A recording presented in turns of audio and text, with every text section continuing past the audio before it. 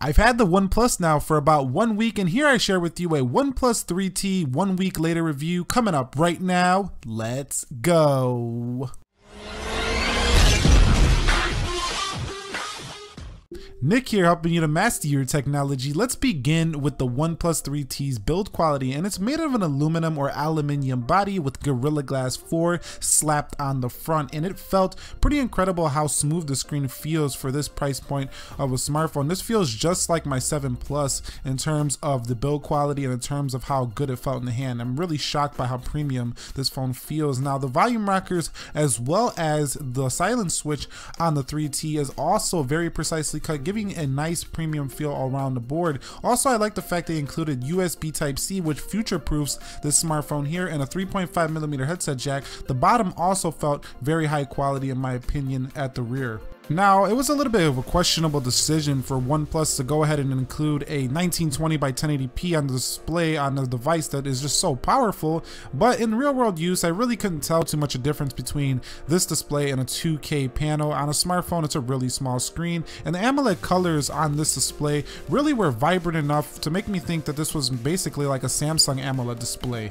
Now, the OnePlus 3T does run the Android 7.1.1 Nougat software, which is very up to date, although Android O should be coming later this summer, and I would expect the 3T to also get this update. This runs a customized version of Nougat on 4.1.3 Oxygen OS, but overall it felt very vanilla, very stock Android, and that lent to the performance being very fast. Even the camera was very fast here for the OnePlus 3T, so using this guy day to day was just really fun. Very fast, very liquid smooth. And with the combination of the Snapdragon 835 and 6GB of RAM, this thing flew through every task that I could throw at it, and multitasking with no hesitations. Also, there is some customization tricks you can do, like change the setting menu to any color you want. Kind of reminds me of the Windows operating system. But overall, this is probably the fastest feeling Android phone I personally have ever used in my entire life, maybe next to the Galaxy Note 5.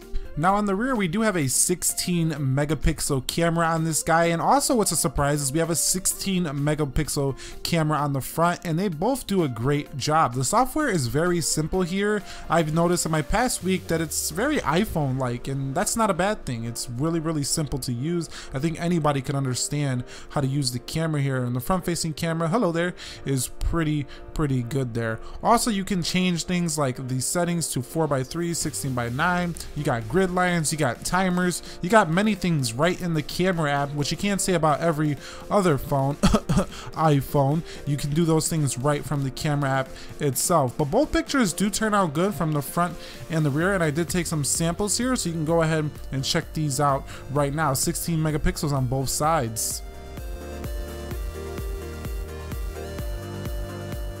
Now, in terms of battery life, I was actually pleasantly surprised with the OnePlus 3T. It actually performed quite well in terms of the battery life department. It wasn't, you know, the best I've ever seen, but the dash charging on here is a boss, guys. That is legit. USB-C with a fast charger. This thing charges incredibly fast. You can literally put this on charge, go take a shower, go do something, come back in 15 minutes, and you got at least 25 to 30% battery left. This can full charge in about 45 minutes. It's really quick.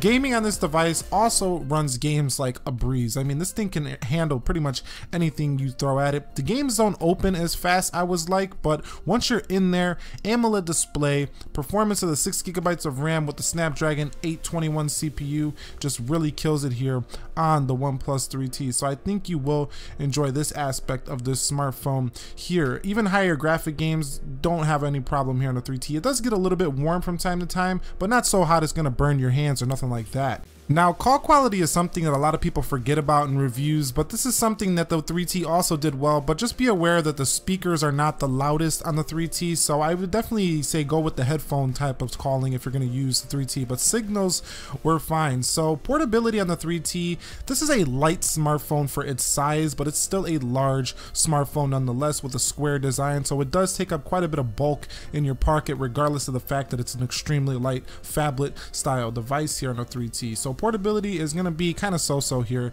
on a 3T. So what has my weekly experience been like with the OnePlus 3T so far? I'm sure you can tell from this review, it's pretty positive. I've really been enjoying this smartphone. Very clean, very fast, and all the hype around it is kind of well deserved. The 3T just does its job and it does it well. So anyways, if you guys enjoyed this video, do me a favor, go ahead and click that like button for me down below. It would be enjoy. I will catch you all in the next one. Be sure to post your comments down below, and peace.